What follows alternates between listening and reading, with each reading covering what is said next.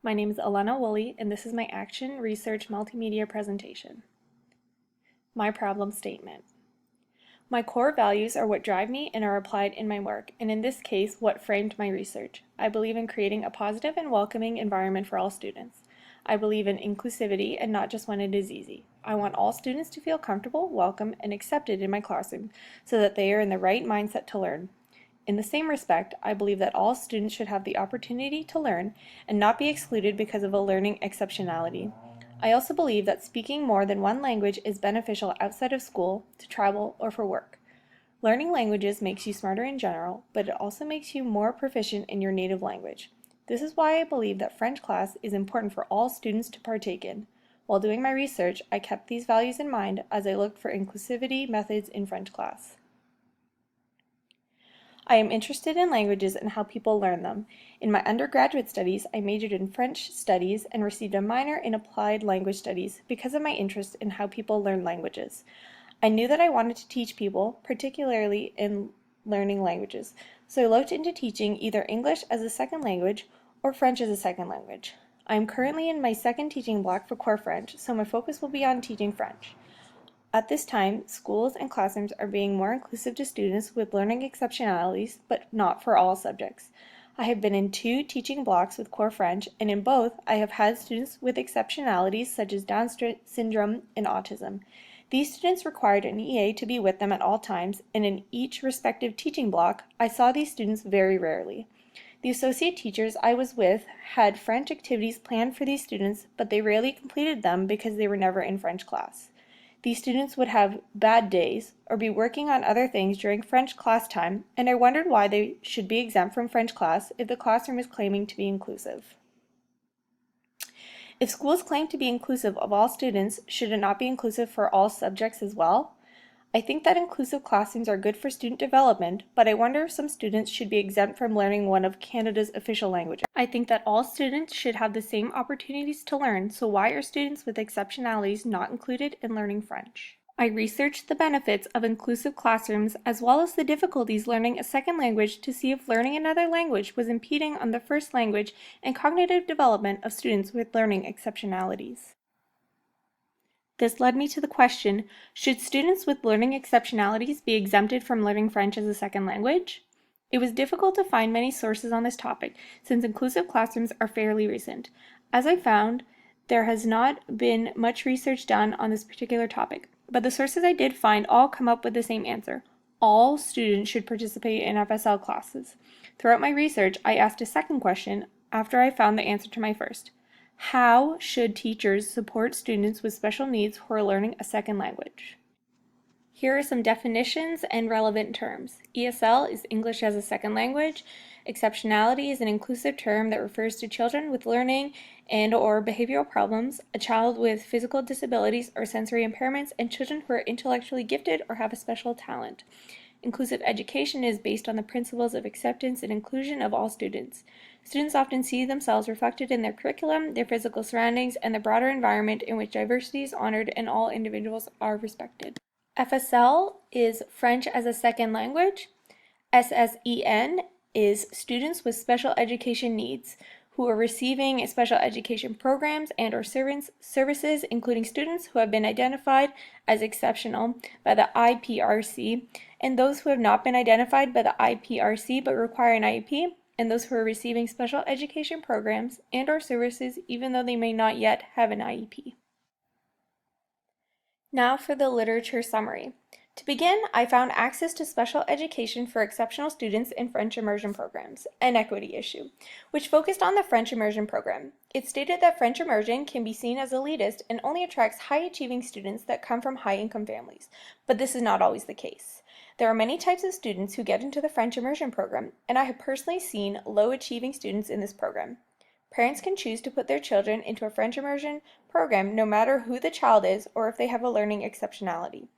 I was surprised to find that Bill 82 requires all publicly funded schools to support students with special education needs with appropriate instruction and assessment practices. So if a parent decides to put their child with special needs education into French immersion, the school and teacher must provide them with the support.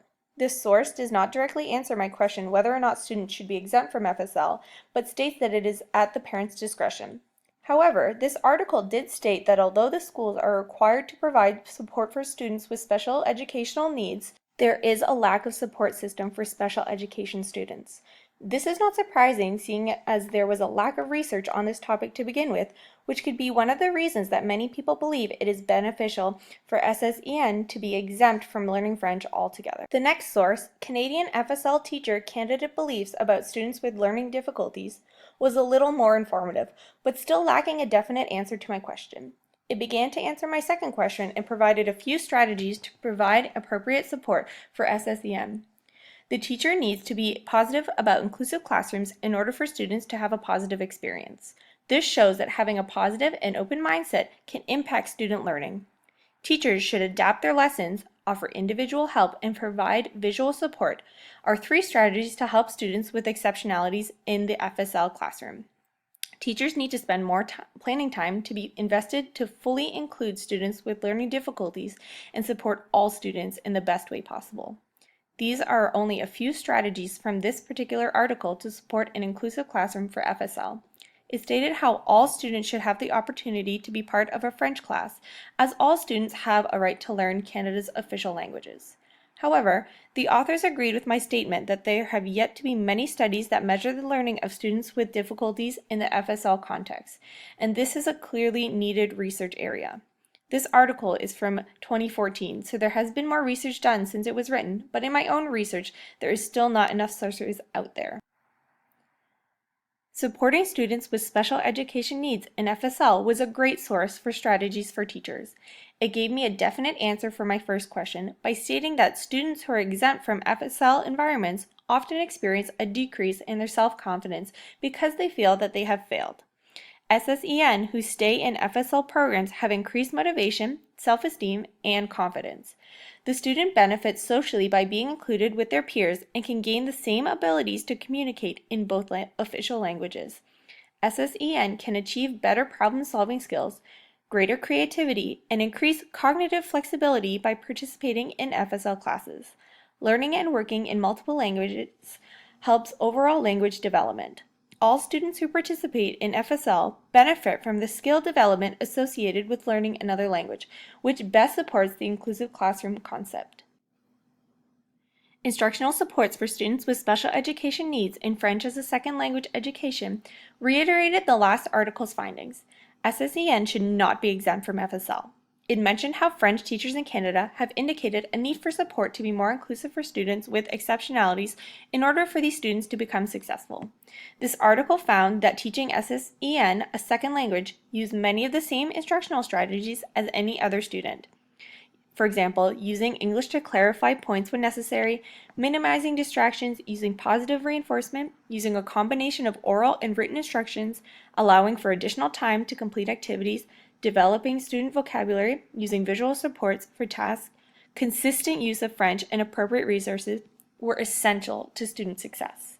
What I have found from this article is that if the teacher has the proper supports, knows the learner's needs, and uses effective instructional strategies, all students should be successful in language learning.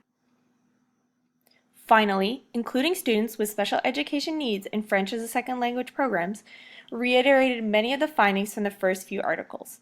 Students with learning difficulties that relate specifically to language learning can, with the provision of support, experience both academic and social benefits from participation in FSL programs.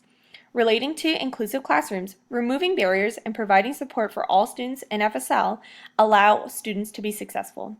When the learning environment, learning goals, and teaching and learning strategies are appropriate for all student needs, students are successful in language learning. The use of technology as well as individualized instruction and assessment practices that increase student engagement produce successful results in learning for all students.